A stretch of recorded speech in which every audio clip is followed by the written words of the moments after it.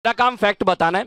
राज्यपाल को लेकर जो आप बात कह रहे हैं, बराबर एक्शन की भी बात आई है, आपको भी पता होगा क्या कार्रवाई हुई है, इसलिए मैं जाने नहीं चाहता उस पे। मैं और भी लोग मेरे साथ मौजूद हैं। भैया क्या नाम है सर आपका? योगेश जी, बताइए आप लोगों के मुद्दे क्या, राष्ट्रीय मुद्दे? हमारे राष्ट्रीय मुद्दे यही है, विकास होना चाहिए। इतना विकास जितना मोदी जी ने कर दिया है, आज तक 70 साल में विकास नहीं हुआ। अच्छा। और जहां तक लोकल इश्यूज का इशू की बात करें तो सोमनाथ भारती जी ने काफी काम किया है, इसमें कोई शक नहीं है। अच्छा, सांसद ने ये नेशनल इशू है, इसमें हमें बीजेपी को सपोर्ट करना है। अच्छा, ये बताइए, और भी लोग हैं, उज्जवल जरा इधर आ जाइए, और भी लोग मेरे साथ हैं, आ जाइए, आगे आ जाइए, थोड़ा आगे आ जाइए। ये बताइए किसकी सरकार शाइन करेगी, बीजेपी की या इंडिया अलायंस की? BJP sir, BJP. जय नरेंद्र मोदी। ऐसा क्यों लगता है आपको? इतनी डेवलपमेंट कंट्री के अंदर हुई है साहब, अपना इंफ्रास्ट्रक्चर देखिए, आप हाईवेज देखिए, अपने आप बॉर्डर्स पे देखिए, आर्मीज को इतनी फैसिलिटी, जहाँ वीपन से लड़ने के लिए इतने आपने सारी वीपन नहीं उनको ला के दी है। क्या कंट्री में डेवलपमेंट चाहिए आपको? और जी निकम्मा करेगी लोगों को। अच्छा, निकम्मा करेगी पैसे देके। किसकी सरकार शाइन करेगी? बीजेपी की सरकार साइन करेगी, क्योंकि आतंकवाद फ्री हो गया, माफिया फ्री हो गया, 370 धारा हट गई, और क्या चाहिए। और रोजगार की जहां तक ये बात करते हैं, ये कहते हैं कि रोजगार, अरे एक बात सुनो, रोजगार में क्या जो स्वरोजगार कर रहे हैं, जो अपना रोजगार कर रहे हैं, रोजगार में नहीं आता क्या? हम लोग स्किल ट्रेनिंग दे रहे हैं बच्चों को, और बच्चे जो हैं स्किल ट्रेनिंग करके अपना रोजगार कर रहे हैं, और उनके लिए हम लोग प्रोवाइड कर रहे हैं, तो क्या वो रोजगार में नहीं आता क्या? मैं इनसे पूछना चाहता हूँ। ठीक है, मैं जवाब लूंगा। एक बार जनता के पास किसकी सरकार शाइन करेगी? माननीय मोदी जी, मैं बोलना नहीं चाह रही, वो इस टाइम बौखला गए। 400 पार, वो 400 पार नहीं, टाइम बीजेपी की हार होने वाली है। और जो ये लोग बोल रहे मणिपुर का मुद्दा उठाइए, और जो हमारी किसान महिलाएं बैठी थी, उनके लिए उन्होंने काम क्यों नहीं करा? आप मंगलसूत्र की बात कर रहे हैं, महिलाओं के मंगलसूत्र की बात कर रहे हैं, आप रोजगार की बात करिए, आप हेल्थ की बात करिए। आपको आपके ये मुद्दे हैं, मैं आ रहा हूँ मंगलसूत्र की भी चर्चा। हाँ, किसकी सरकार शाइन करेगी? मैं एक चीज बोलना चाहता हूँ कि मोदी जी का कहना है कि हमें परिवारवाद के खिलाफ है, हम परिवारवाद को वोट नहीं देंगे, और यहाँ का सांसद प्रत्याशी परिवारवाद का प्रतीक है, इसीलिए हम सोमनाथ भारती को यहाँ से जिताएंगे, जिन्होंने 10 साल इतना काम किया है, यहाँ से इतना काम किया है कि उनका कोई मुकाबला नहीं है। पर भी आरोप लगे थे थोड़े से उस पे।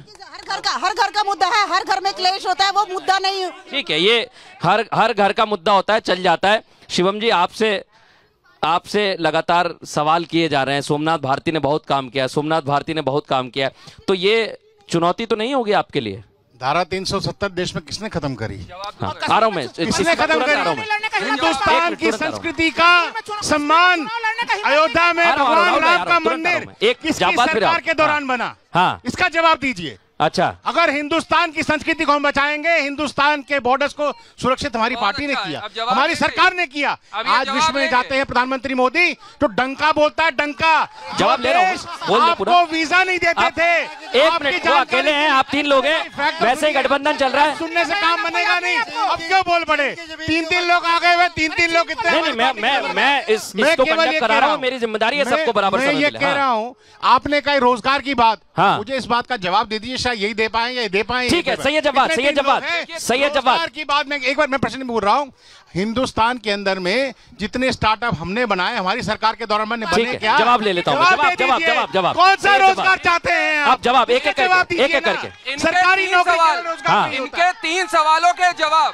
एक मिनट भाई साहब, अगर नारे लगाने तो पीछे चले जाइए, नारे मत लगाइए। इनके 3 सवालों का झूठ का पर्दा जो है अभी कैसे फाश होता है देखना चाहिए। धारा 370 की बात करें, इनसे पूछिए घाटी के अंदर 3 लोकसभा की जो सीटें हैं उस पे भारतीय जनता पार्टी क्यों चुनाव नहीं लड़ रही? धारा 370 आपने हटा लिया, और भारतीय जनता पार्टी 1996 से लगातार चुनाव लड़ रही थी, और डर इतना था कि वहां से चुनाव नहीं लड़ रहे। और सबसे बड़ी बात, एक मिनट राहुल भाई, इसके बाद आ रहा हूं। राष्ट्रीय सुरक्षा का मुद्दा उठाया। भाई साहब, पाकिस्तान में जाकर के बिरयानी खाते, हमारे देश में पठानकोट होता है, पहली बार ISI को बुलाया जाता है, इसका जवाब प्रधानमंत्री जी कहते हैं किसने की? मैं एक बार जनता के पास जा रहा हूं, एक बार से जवाब आ रहा हूं। देश की सेना का अपमान करते हैं। चीन के मुद्दे पर इन्हीं के सुब्रमण्यम स्वामी लगातार सवाल उठा रहे हैं, इन्हीं के सांसद विधायक जो है डोकलाम के समय में, माननीय डोकलाम के समय पे चाइनीज सूप की बात कर रहे थे। ठीक है, अच्छा मैं फैक्ट देता हूं, फिर जनता के पास जाऊंगा। देखिए,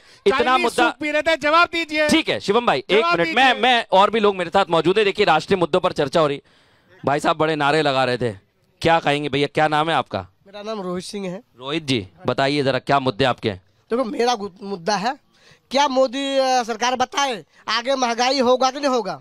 क्या बताए सरकार, केंद्र सरकार कि आगे सिलेंडर और पेट्रोल पे रेट महंगा होगा कि नहीं होगा? क्या आगे रोजगार मिलेगा कि नहीं मिलेगा? हमको समझ में आ रहा है कहां जा रहे हैं। कीजिए होगा कि नहीं होगा? क्या महिला सुरक्षा होगा कि नहीं होगा? अच्छा एक मिनट ये 1 मिनट उनको बात तो बोलने दीजिए। हाँ बोलिए। जो दिल्ली में बीजेपी कार्यकर्ता ने 6 किलोमीटर महिला तक घसीटता ना, आज तक बीजेपी हाथ पे हाथ रखी क्यों बचे रहे? क्यों चुम्बी बन गया उनके मुंह में? कुछ नहीं करवाया। बिलभूषण सिंह शरण पे क्यों नहीं उनको अंदर किया? अभी उन पे आरोप तय हो गए, अरेस्ट तो नहीं हुआ ना। तो जिन पर आरोप तय होते हैं वो आपको पता हमसे ज्यादा कि जिन पे की महिला आरक्षण की लग जाए उसको तुरंत बंद कर दिया। उसके लड़के को क्यों दिया? सवाल उठा रहे हैं। एक मिनट। हाँ रोजगार के लिए हमारे बीजेपी प्रवक्ता कह रहे हैं। हमारे तो आप कहाँ के हैं? मैं तो दिल्ली का ही हूँ, यही का है, जो भी है हमारे ही है वो भी। जब दिल्ली के सिविल डिफेंस 17,000 कर्मचारी इन्होंने एक दिन में हटाए थे, तब कहाँ थी हमारी बीजेपी? जवाब लूंगा और भी लोग आगे आ जाइए। भैया क्या नाम है आपका? मेरा नाम सुमित है। जी एक मिनट सुमित जी बताइए मुद्दे क्या? मुद्दे see this is a national election है। तो नेशनल इलेक्शन में नेशनल मुद्दों की बात की जाती है। सबसे बड़ा मुद्दा है इकोनॉमी। इकोनॉमी आपको देखना चाहिए कि इंडिया वर्ल्ड की 5th लार्जेस्ट इकोनॉमी हो गई और 3rd भी होने वाली है। आप ये देखिए इकोनॉमी ग्रोथ रेट हमारी अच्छी है। Whether you talk about stock markets और anywhere else, people are making money and let's talk about the future of India. तो आपको लगता है इकोनॉमी एक बहुत बड़ा मुद्दा है? बिल्कुल भाई जी आपका क्या नाम है? मोहन गुरमुखानी। बिल्कुल ये सही बात कह रहे हैं कि हमारा जो है नेशनल और इंटरनेशनल पे लेवल पे आप हमारी देखिए, आप मोदी जी ने कितना काम किया है, कितनी रोड्स बनाई हैं, कितनी ब्रिजेस बनाई हैं, कितना रेलवे बनाया है। वो चीज कोई देख नहीं रहा। लोकल चीजें लोकल MLA देखेगा या काउंसलर देखेगा, लेकिन जो सारा इंडिया का देखना है या इंटरनेशनल लेवल पे जो मोदी ने अपना नाम कमाया है, मोदी ने जो क्या कहना है सांसद चेंज क्यों? अगर आपकी मोदी जी की सरकार ने आज काम किया होता तो सांसद चेंज नहीं होता। मीनाक्षी लेखी किसी ने नहीं। अच्छा ठीक है, मैं एक सवाल करना चाह रहा हूं परमिंदर जी आपसे। शिवम भाई आपके पास भी आऊंगा मैं। परमिंदर जी लोग कह रहे हैं, 1 मिनट राहुल जी आपसे भी सवाल कर लेता हूं मैं, आप दोनों इकट्ठा जवाब दे देना। पहले आप दे दीजिए राहुल जी। उनका कहना है हमारे लिए इकोनॉमी भी एक बहुत बड़ा मुद्दा है, लोकल के मुद्दे विधायक सॉल्व कर लेगा। MCD 1 मिनट मेरा पूरा सवाल सुनिए जो उठाया उन लोगों ने। उन लोगों का कहना है कि राष्ट्रीय स्तर पे जब इतना अच्छा काम हो रहा है तो आपको ऐसी क्या जरूरत आन पड़ी थी गठबंधन की? चलिए आर्थिक मामले पे उन्होंने पूछा है, मैं हाँ क्योंकि आप आर्थिक क्षेत्र से ही। हाँ मैं बता दूं कि 2004 से 2014 तक देश का जीडीपी जो टोटल उसमें विकास हुआ वो है जीडीपी में विकास 188%। ठीक है। और 2014 से आंकड़े मेरे नहीं है, भारत सरकार के वित्त मंत्रालय के आंकड़े दे रहा हूं। और 2014 से 2024 के बीच में जीडीपी में विकास हुआ 88%। तो लोग तुलना कर ले कि 188%। लेकिन एक मैं आंकड़ा और बताता हूं, जब आंकड़ों की बात हो रही है तो मैं एक आंकड़ा बताता हूं। 1 मिनट शिवम जी, मैं एक बस बहस हो जाए हल्की सी। 1 मिनट भाई साहब आ रहा हूं मैं। अभी हाल ही में एक जानकारी आई होगी, आपको पता होगा, स्टेट बैंक के पास बड़ी कमाई हुई है। उनका ये कहना है बीजेपी का कि बैंक जो दिवालिया होने की कगार पर थे, हमने उन्हें उठाने का काम किया है। देखिए वो कहां से ये चीजें आ रही हैं, वो आंकड़े क्यों आपको दिख रहे हैं? ये भी फिर आंकड़ों का खेल है। इसलिए तो मैंने कहा आंकड़े की बात करिए। सुन लीजिए ना, मैं आंकड़ा ही दे रहा हूँ। एनपीए को बड़े पैमाने पर राइट ऑफ किया गया है, जो लगातार विपक्ष के लोग लगा रहे हैं कि भाई 15-16 एनपीए माफ कर दिया है।